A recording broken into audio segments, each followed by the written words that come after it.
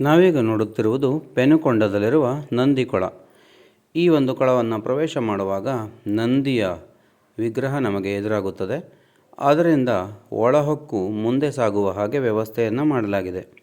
ಈ ಕೊಳದ ಒಳಗಡೆಗೆ ನಾವು ಇಳಿದು ಮುಂದೆ ಸಾಗುತ್ತಿದ್ದ ಹಾಗೆ ಮೆಟ್ಟಿಲುಗಳುಳ್ಳ ಬಾವಿ ನಮಗೆ ಕಾಣುತ್ತಾ ಹೋಗುತ್ತದೆ.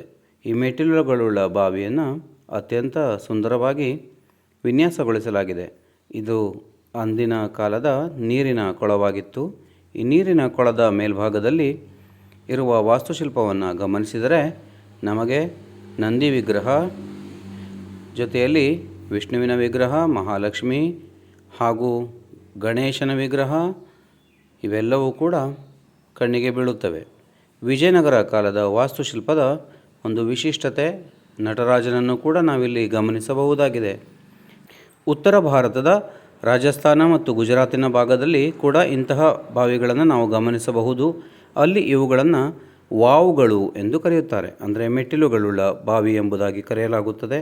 ಇಂಥವುಗಳನ್ನು ವಿಜಯನಗರ ಸಾಮ್ರಾಜ್ಯದ ಅರಸರುಗಳ ಕಾಲದಲ್ಲಿ ಕೂಡ ಪೆನುಕೊಂಡದ ಭಾಗದಲ್ಲಿ ನಿರ್ಮಿಸಿದ್ದರು ಎಂಬುದು ಗಮನಾರ್ಹ ಸಂಗತಿ.